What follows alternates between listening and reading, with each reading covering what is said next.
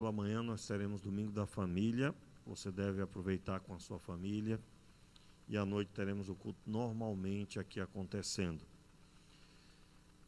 Atos dos Apóstolos, capítulo 9, a partir do verso 1, diz assim: Saulo, mantendo ainda ameaças de morte contra os discípulos do Senhor, dirigiu-se ao sumo sacerdote e pediu-lhe cartas para as sinagogas de Damasco, a fim de que, se encontrasse alguns daquela seita, quer homens, quer mulheres, os levasse presos a Jerusalém. Aproximando-se ele de Damasco, na sua viagem, de repente o cercou um resplendor de luz do céu. E caindo por terra, ouviu uma voz que lhe dizia: Saulo, Saulo, por que me persegues? Ele disse: Quem és, Senhor? Respondeu o Senhor: Eu sou Jesus, a quem tu persegues. Agora levanta-te e entra na cidade. Lá te será dito o que te convém fazer. Os homens que iam com ele pararam espantados, ouvindo a voz, mas não vendo ninguém. Saulo levantou-se da terra e, abrindo os olhos, não via coisa alguma. Guiando-o pela mão, conduziram-no para Damasco. 3 dias sem ver, e não comeu nem bebeu. Havendo em Damasco um discípulo chamado Ananias, disse-lhe o Senhor, em uma visão: Ananias? Ele respondeu: Eis-me aqui, Senhor. Disse-lhe o Senhor: Levanta-te, vai à rua chamada direita e pergunta em casa de Judas por um homem de Tarso chamado Saulo, pois ele está orando. Numa visão ele viu que entrava um homem chamado Ananias e impunha-lhe sobre ele a mão, para que tornasse a ver. Respondeu Ananias: Senhor, tenho ouvido muitas coisas a respeito deste homem, quantos males ele tem feito aos teus santos em Jerusalém. E aqui tem autoridade dos chefes dos sacerdotes para prender todos os que invocam o teu nome. Verso 15, vamos ler juntos.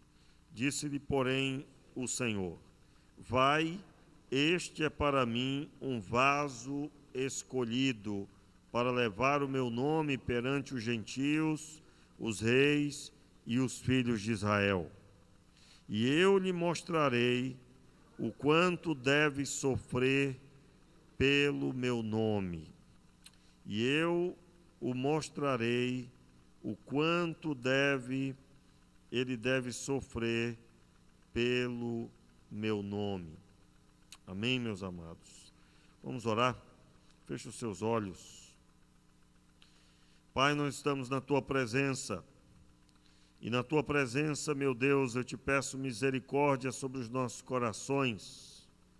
Nós somos necessitados de Ti, Senhor. E somente de Ti, Senhor, precisamos.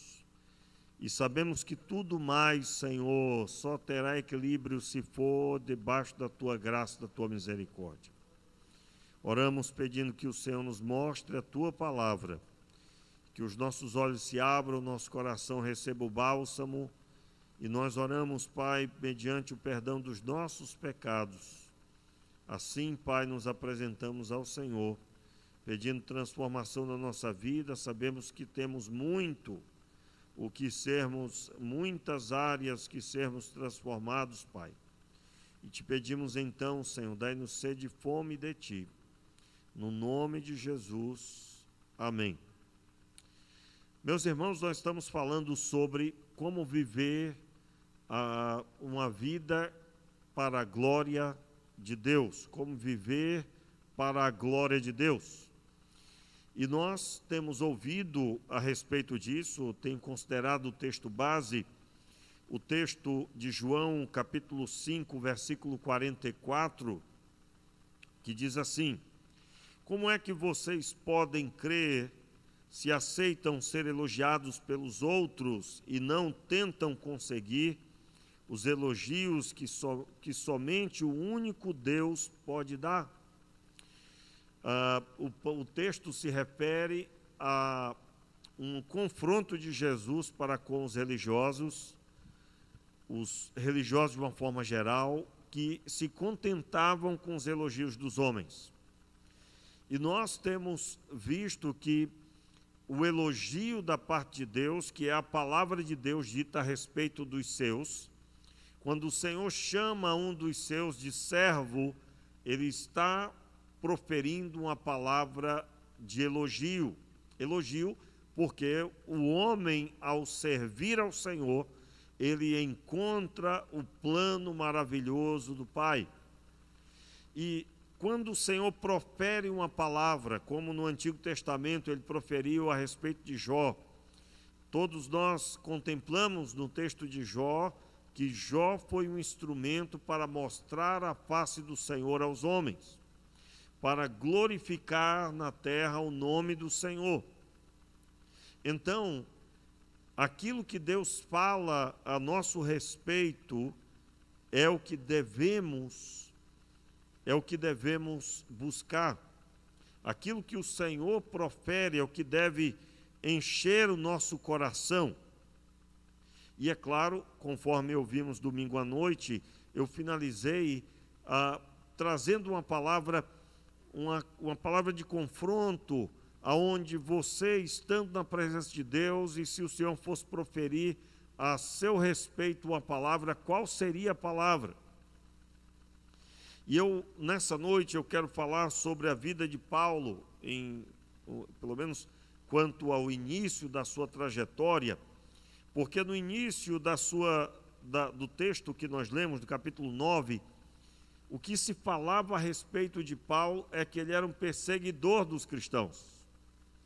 Aliás, o próprio Jesus, quando se manifesta a ele profere para com Saulo que ele o perseguia. Saulo, Saulo, por que me persegues? Então a palavra aqui para Saulo é que ele é um perseguidor da fé. E isso claramente identificado pelo próprio Deus, na pessoa do Filho. O próprio Filho de Deus se manifesta a ele com um clarão. Depois, quando Paulo vai dar testemunho, ele diz que essa luz que deu forte, ela se deu ao meio-dia. Você imagina, né? O sol se curvou diante da força da luz que foi vista ao meio-dia. E Deus propositalmente fez isso, porque o alvo era mostrar: eu sou maior do que todas as coisas que eu criei, inclusive do sol quente do meio-dia. Quero lembrar que aqui o texto, a história se dá nas terras do Oriente, em Israel. Portanto, o sol quente do meio-dia era incomparavelmente intenso, mas o clarão se deu ao meio-dia. Aqui diz que veio um resplendor de luz. Quando Paulo está dando testemunho perante uma autoridade, um governador, ele cita que foi ao meio-dia. Muito bem, mas a palavra que é dita para com ele é que ele é um perseguidor da fé. Mas ao reconhecer e se prostrar e se quebrantar, o próprio texto do verso 5, acompanhe, ele disse: quem és, Senhor? Veja que ele usa a palavra quem és, Senhor. Por quê? Porque ele percebeu a sua pequenez. Ele percebeu que ele não tinha força como pensava. E ele respondeu o Senhor: eu sou Jesus a quem tu persegues. E aí Jesus já entra dando uma ordem. Qual é a ordem que Jesus dá? Agora levanta-te, entra na cidade, lá te será dito o que te convém fazer. Meus irmãos, essa palavra de confronto de Jesus aqui foi um tapa na cara de Saulo. Por quê? Porque Saulo, ele era uma autoridade. Há quem diga que ele estava para a sociedade religiosa de Israel, na pessoa ali da organização religiosa do judaísmo, ele era como que uma espécie de procurador e muitas vezes também o promotor que iria acusar as pessoas, tanto é que ele foi buscar carta para poder prender a quem proferisse o nome do Senhor. Portanto, ele estava acostumado a ordenar, a realizar prisões. E agora o texto mostra que ele está no chão, ele cai da sua cavalgadura, ele está no chão. Depois o texto mostra que ele está cego, seus olhos estão impedidos de ver, e na hora que ele é curado, cai como que umas escamas dos seus olhos. Não é necessário ler o texto, os irmãos já conhecem. Mas eu quero dar destaque aqui, que o Senhor Jesus já diz para ele, já dá a ordem para ele: agora, levanta-te, entra na cidade, lá te será dito o que te convém fazer. Ou seja, entra na cidade, fica lá e espera. E o que ele faz? Ele se submete. Ele se submete. Verso 7. Os homens que iam com ele pararam espantados, ouvindo a voz, mas não vendo ninguém. Não vendo ninguém. Saulo levantou-se da terra, abriu os olhos e não via coisa alguma. Guiando-o pela mão, conduziram-no para Damasco. Veja aqui agora o homem forte dos judeus, do judaísmo, ele está quebrado, impossibilitado, ele tem que ser conduzido pelo braço. Verso 10. Havia em Damasco um discípulo chamado Ananias. Disse-lhe o Senhor. Aliás, eu pulei aqui um versículo, né? Verso 9. Esteve 3 dias sem ver e não comeu nem bebeu. Na verdade, ele estava jejuando. Ele estava jejuando. Por quê? Porque esse primeiro texto diz que ele não comeu nem bebeu. Aliás, foi um jejum total, né?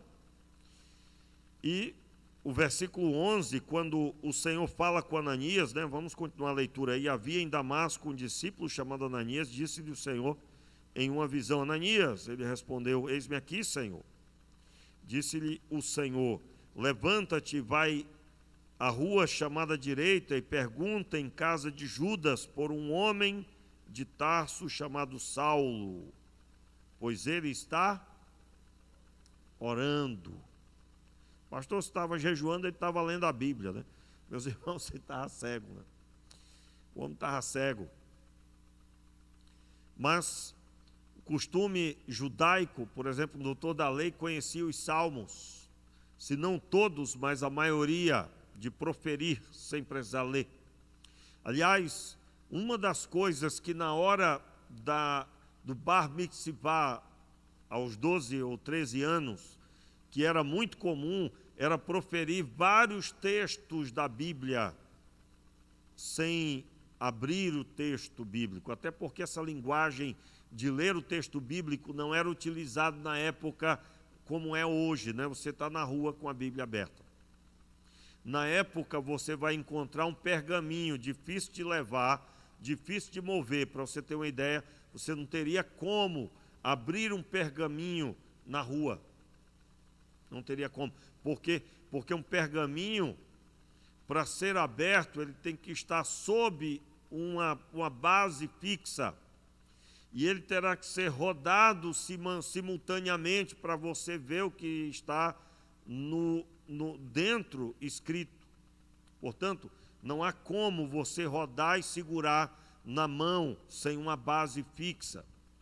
Então, essa linguagem nossa de ler a Bíblia em todo lugar. Por isso, eu me lembro, irmãos, quando eu preguei aqui uma série sobre o porquê que nós estamos vivendo o melhor tempo de todos.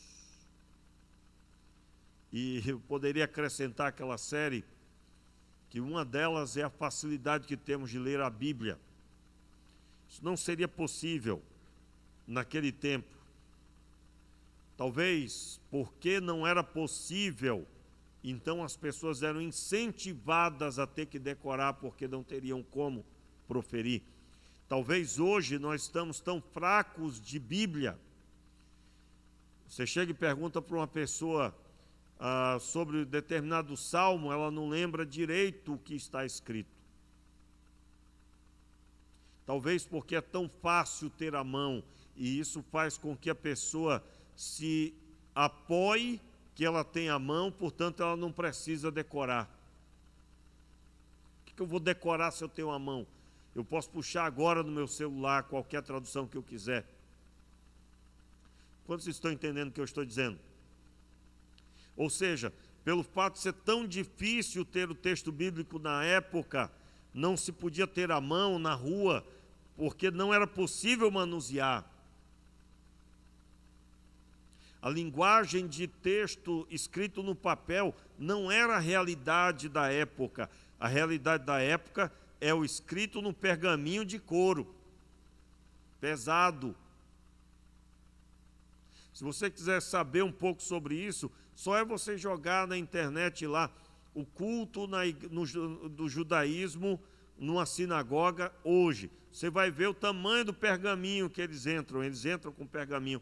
Há um momento em que se entra com pergaminho, claro, não é todo culto, não é toda a reunião deles, mas na hora de ler até hoje, se retira o pergaminho e se põe no lugar, fazendo menção ao judaísmo do passado. Uma excelente observação para você perceber como é que era na época. Ainda que o judaísmo atual usa papel, material igual a nós. Claro, mas eu estou fazendo menção do pergaminho. Então fica aí uma dica para nós. Vamos parar de nos apoiar que a Bíblia é tão fácil de ter à mão e vamos nos portar como se não tivéssemos ela. Portanto, precisamos aprender o que diz o texto e decorar os textos. Eu até citei aqui algo que já está sendo cogitado, né? Outro dia eu falava sobre a inteligência artificial, que já estão colocando, já colocaram o texto bíblico lá, inclusive para ordenar a inteligência artificial que corrija os erros. Só que a inteligência artificial, ela é programada por pessoas, por corações. Se esse coração for contrário à fé, ou um coração com inclinação, com sexualidade deturpada, as correções serão retirar textos.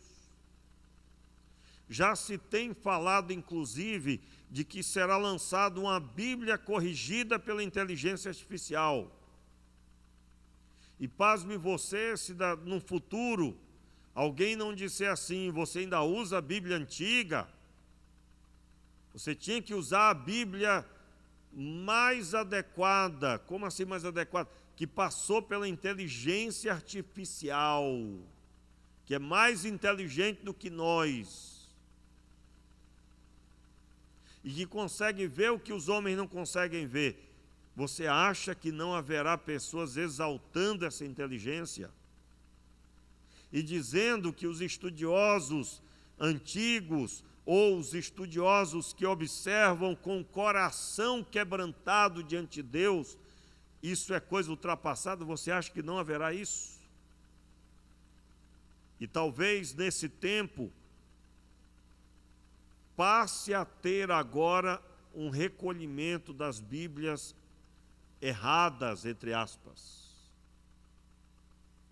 e o incentivo para adquirir novas Bíblias atualizadas.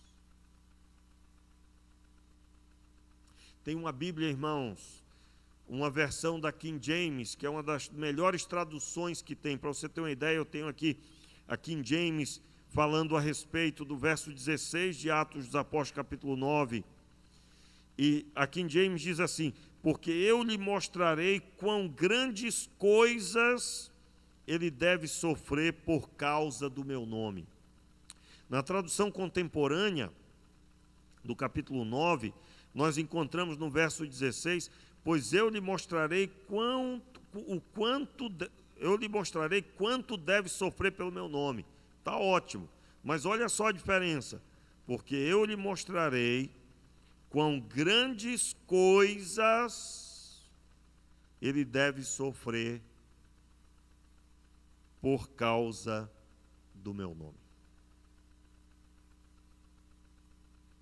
Então você imagina essas traduções todas sendo recolhidas para ser substituídas pela nova tradução corrigida pela maravilhosa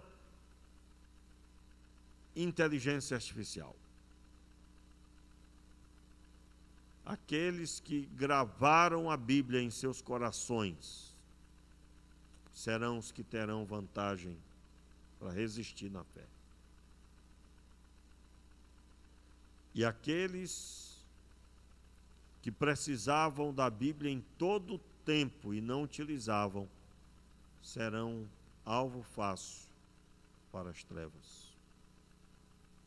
Quero lembrar você que quando Jesus foi tentado lá no deserto, ele não estava com pergaminho.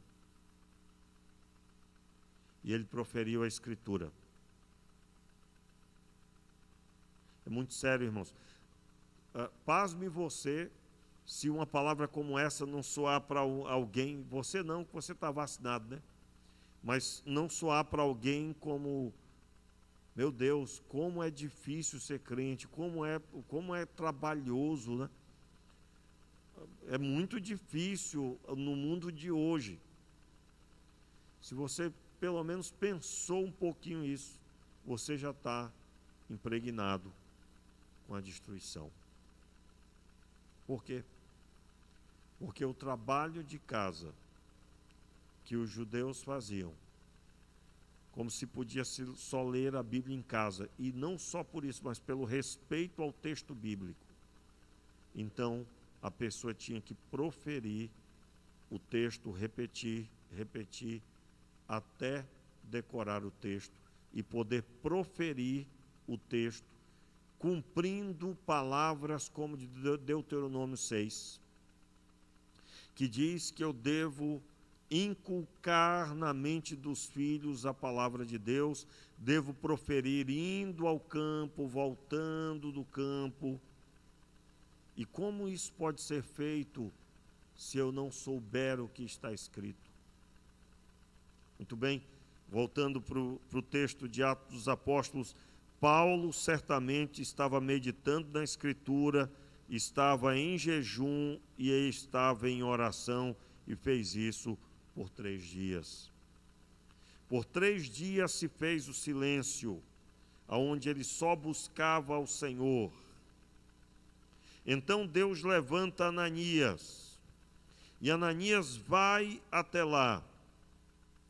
Veja, o versículo 13, veja, após Ananias ter ouvido a palavra de Jesus para ele, para ir até Saulo, veja o que Ananias disse, verso 13, respondeu Ananias: Senhor, tenho ouvido muitas coisas a respeito deste homem, quantos males tem feito aos seus santos em Jerusalém. E aqui tem a autoridade dos chefes, dos sacerdotes, para prender a todos os que invocam o teu nome. Veja, a fama de Saulo era a fama de perseguidor para todo mundo. Ele perseguia e o próprio Jesus declarou isso. Mas agora convertido, e Ananias não sabia, olha só o que o Senhor Jesus profere a respeito dele. Disse-lhe, porém, o Senhor, verso 15: vai, este é para mim um vaso escolhido.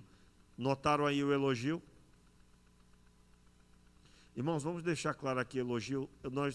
Eu uso essa palavra, né? Elogio, não é muito comum. Fulano estava elogiando Beltrano. Pastor, não tem ter elogio de Deus. Irmãos, elogio é proferir uma palavra benéfica. Elogio é proferir uma palavra boa para com alguém.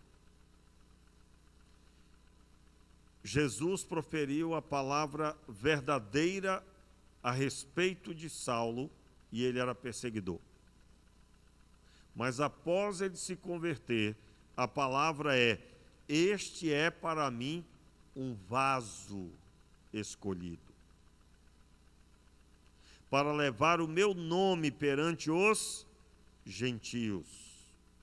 Quem eram os gentios? Todo aquele que não era do povo de Israel. Os gentios, os reis e os filhos de Israel. E eu lhe mostrarei, e aí eu vou ler na tradução da King James, 1611. Eu acabei pulando o que eu ia falar, né? Eu li aqui a tradução da King James. Eu não recomendo a tradução King James atualizada. Não recomendo. Se você comprou, gastou um dinheiro, você pode ter ela para você ver o que eu estou dizendo. Mas pessoas que participaram da tradução, hoje estão dizendo, aliás, recentemente, pessoas que recomendaram a leitura e participaram do processo, estão hoje proferindo heresias. E heresias relacionadas ao liberalismo. Pelo menos uma pessoa lá. E eu já comparei as traduções. Meus irmãos, tem coisa lá sem fundamento. Então, essa palavra atualizada nem sempre é bênção. Nem sempre é. Mas a tradução King James, 1611, é a original. E é ela que eu estou lendo.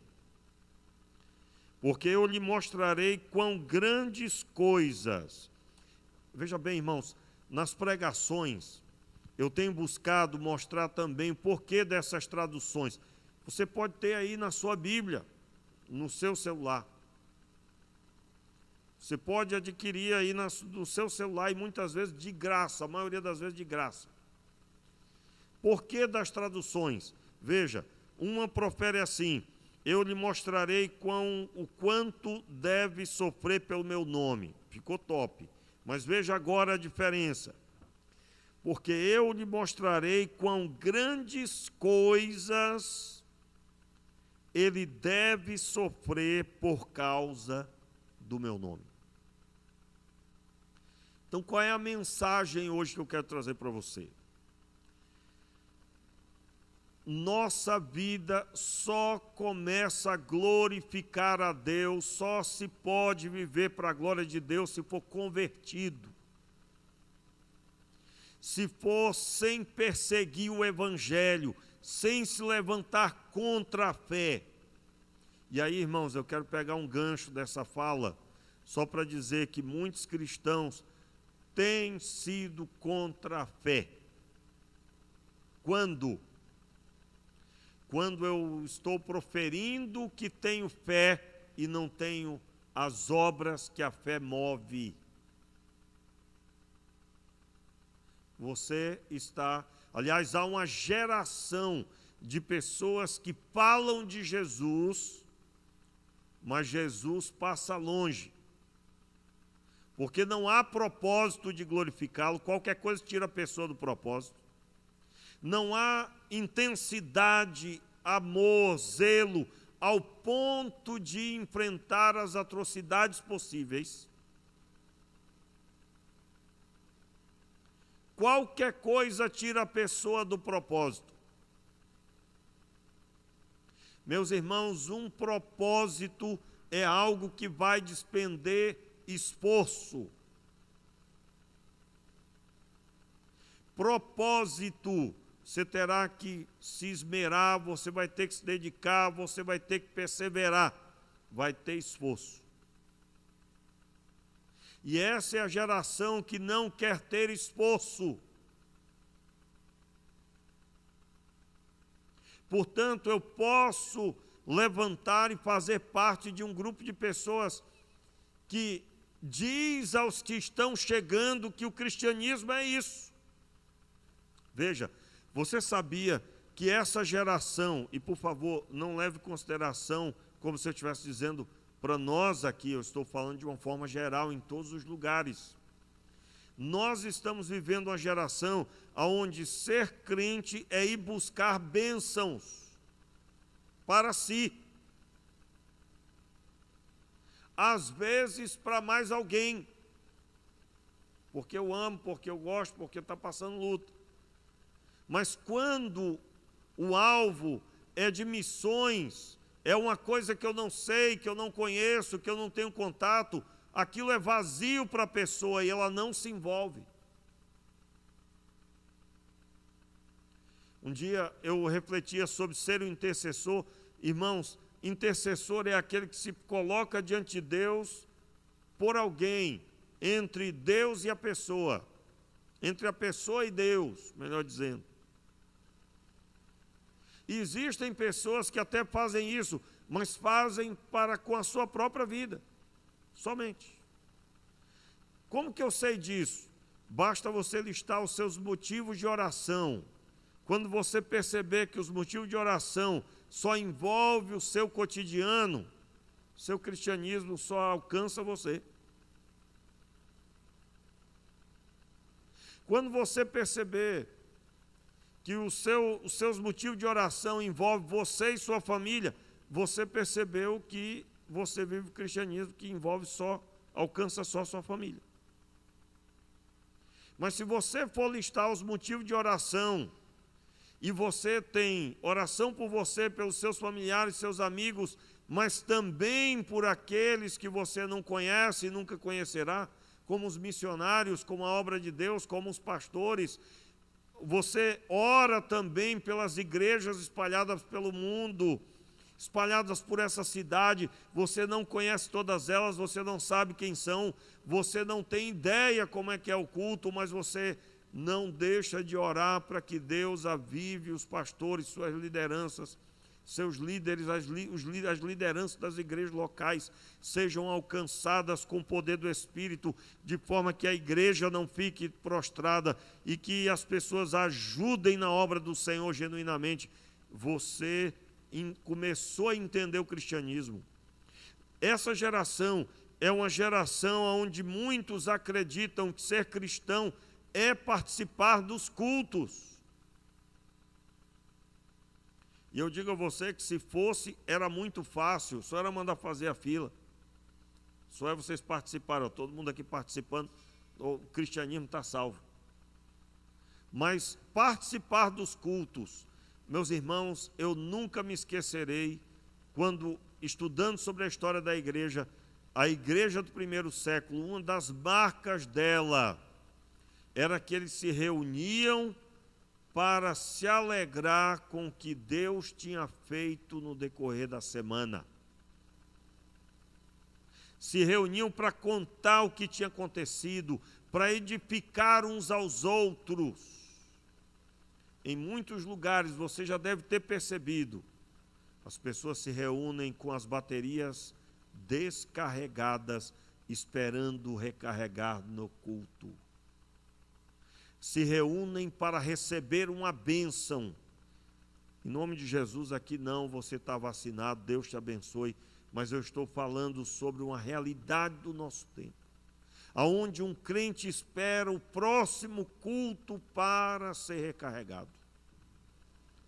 Meus irmãos, uma vida que vive para a glória de Deus é uma vida que está no propósito de fazer a vontade de Deus, de obedecer a Deus.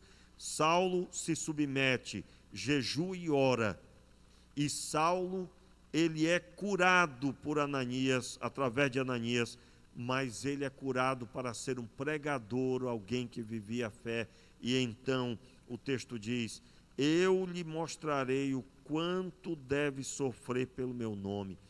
Meus irmãos, hoje em dia nós temos uma grande maioria que o sofrimento envolve os pecados que cometeu e a fraqueza espiritual que vive. eu queria que vocês orassem porque eu não estou conseguindo, eu perdi minha cabeça lá no trabalho, e aí eu acabei fazendo o que não devia, vou ser mandado embora. Aí a pessoa chora e sofre. Isso é por amor do Evangelho? Não. É choro por causa da vida vazia da fé. Vazia de fé. Ao ponto em que quando a pessoa é tentada, ela acaba dando lugar à destruição. Quantas vezes, meus irmãos, nós ouvimos pedidos de oração, mas esses pedidos não envolvem nenhum assunto que diz respeito à salvação de ninguém. E eu estou dizendo isso, irmãos, para nós nos ajoelharmos e chorarmos, porque há muitos propósitos, mas para alcançar muitas vezes somente alvos pessoais. E aí eu encerro nessa noite, só lendo com você a respeito desse sofrimento que o Senhor disse a respeito de Paulo. Veja bem aí, abra aí a sua Bíblia em Atos capítulo 14 agora, Atos 14, verso 19. Atos capítulo 14, verso 19, por gentileza. Diz assim o texto. Só uma pincelada rápida para orarmos. Chegaram, porém, uns judeus de Antioquia e de Icônio, os quais, tendo convencido a multidão, apedrejaram Paulo e o arrastaram para fora da cidade, pensando que estava morto.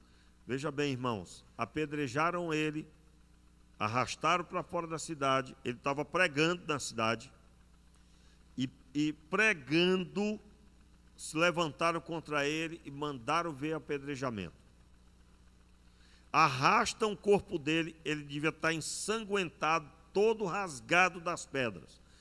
Se você não sabe, quando uma pessoa era apedrejada, ela era ferida por causa do peso das pedras, mas também ela sangrava bastante pelo corte das pedras. Para entenderem que ele estava morto, há a tradução que diz meio morto. Eu prefiro essa, pensando que estava morto. Irmãos, fisicamente Paulo estava destruído. Veja a postura. Verso 20. Os discípulos, porém, acompanha aí, os discípulos, porém, se ajuntaram em volta de Paulo. Ele se levantou, repita aí comigo, ele se levantou e entrou na cidade.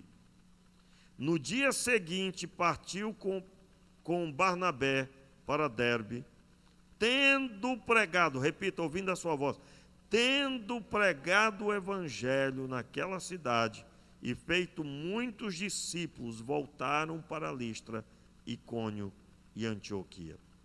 Meus irmãos, é isso mesmo que você viu aí. O homem deu espaço de uma noite de descanso, viajou para uma outra cidade e já entrou pregando. Esse texto, para mim, esse texto já me confrontou muitas vezes no decorrer da minha caminhada. Porque, meus irmãos, esse homem foi apedrejado porque estava pregando. E ele se renova numa noite, viaja e já entra pregando. O texto dá entendimento que no outro dia ele já estava pregando. Quarta-feira passada nós ministramos aqui sobre Estevão. E nós demos ênfase que Estevão era cheio do Espírito Santo. Saulo também foi cheio do Espírito Santo. Quando Ananias vai orar por ele e diz: o Senhor Jesus me enviou para que seja curado e seja cheio do Espírito Santo. E nós vimos a postura de Estevão. Estevão cheio do Espírito Santo. Ele era apedrejado, mas ainda assim ele contemplou a glória de Deus e ele viu Jesus à destra do Pai e, é claro, o Senhor assentado no trono. E na quarta-feira passada nós fizemos o chamado que para viver uma vida para a glória de Deus, nós temos que buscar ser cheios do Espírito Santo, porque só cheios do Espírito Santo não tem apedrejamento que vença. Em outras palavras, da mesma forma que era mais forte na vida de Paulo o poder do Espírito do que o apedrejamento. Então, quando você estiver pensando em desistir, faça uma análise se você é cheio do Espírito Santo. Eu digo a você que você não é. Se você pensou em desistir, aquilo que te afetou é mais forte ou pelo menos te balançou o suficiente. Meus irmãos, um crente que vai romper com todos os empecilhos é um crente que tem a intensidade das coisas de Deus maior do que aquelas que alcançam o corpo. E aí nós poderíamos proferir tantos outros textos, e por que não dizer o principal deles, que está lá em 2 Coríntios, eu vou ler aqui, o versículo 25 de 2 Coríntios, que diz assim, Paulo tem uma lista de coisas que ele passou. Em naufrágio 3 vezes, uma noite e um dia passei na voragem do mar, em jornadas muitas vezes, em perigo de rios, em perigo de salteadores, em perigos entre patrícios, em perigos entre gentios, em perigos na cidade, em perigos no deserto, em perigos no mar, em perigos entre falsos irmãos, em trabalhos e fadigas, em vigílias muitas vezes, em fome e sede, em jejuns muitas vezes, em frio e nudez, além das coisas exteriores, há que pesa sobre mim diariamente a preocupação com todas as igrejas. Veja bem, a preocupação com todas as igrejas. Meu Deus. Meus irmãos, Deus mostrou a Paulo o quanto ele deveria sofrer pelo nome do Senhor. Mas aí eu retorno para a tradução que eu li aqui na King James. A tradução da King James, quando levanta este assunto, ela está dizendo o seguinte, o versículo 16 de Atos 9, porque eu lhe mostrarei quão grandes coisas ele deve sofrer por causa do meu nome. Em outras palavras, irmãos, entre a pregação para a multidão havia um empecilho, Paulo estava disposto a lidar com o empecilho. Eu vou ter que pregar em Éfeso, mas eles vão me apedrejar. Não tem problema, mas eu tenho que pregar em Éfeso. Meus irmãos, nós precisamos mudar a nossa oração. Porque há muitos que oram para Deus não deixar passar nada de problema. E a Bíblia não promete isso. Aliás, o próprio Jesus disse, no mundo tereis aflições. Talvez uma das grandes crises que muitos passam é que não entenderam isso e atribuem as aflições à ausência de Deus. Meus irmãos, por que teremos aflições no mundo? Porque nós não somos do mundo. O mundo vai viver uma vida pecaminosa. Nós não queremos isso mais porque nascemos de novo. Então, nessa noite, o que nós precisamos compreender é que para vivermos para a glória de Deus, não podemos perder o alvo. O alvo é a pregação do Evangelho, é almas salvas, é pessoas convertidas. Deus se interessa na salvação dos seus e desta cidade. E quem Ele vai usar? Pessoas que não veem barreira, que não colocam empecilho, pessoas que estão dispostas a passar maus bocados, dificuldades, para pregar o Evangelho, para viver a fé, para obedecer a Deus. É claro que eu não estou falando, por exemplo, de uma pessoa que afronta a fé dos outros, não é? Eu já contei aqui essa história várias vezes, vou resumir. Um rapaz estava na igreja, chegou todo quebrado, estava todo fachado, roxo. E o pastor disse: o que houve, meu irmão? Ah, pastor, foi por amor do Evangelho. E aí estava o pessoal passando na rua, uma procissão, e ele falou coisas horríveis a respeito daquelas pessoas e a fé deles. E aí tinha um pessoal lá que não era muito da fé, mas que percebeu que deveria fazer alguma coisa, e correram atrás dele. Ele correram atrás dele, pegaram ele, deram uma coça nele. E ele chegou na igreja dizendo que aquilo tudo ele tinha apanhado por amor do Evangelho.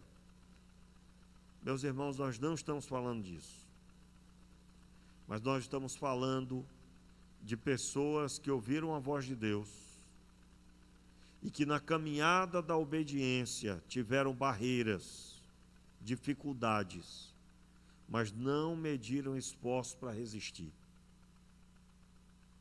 E o Evangelho continuar, para que o Evangelho continue sendo pregado. Fique de pé no seu lugar, vamos orar. E é claro, se você quiser se ajoelhar, se ajoelhe, eu já vou me ajoelhar aqui. E vamos pedir misericórdia sobre as nossas vidas.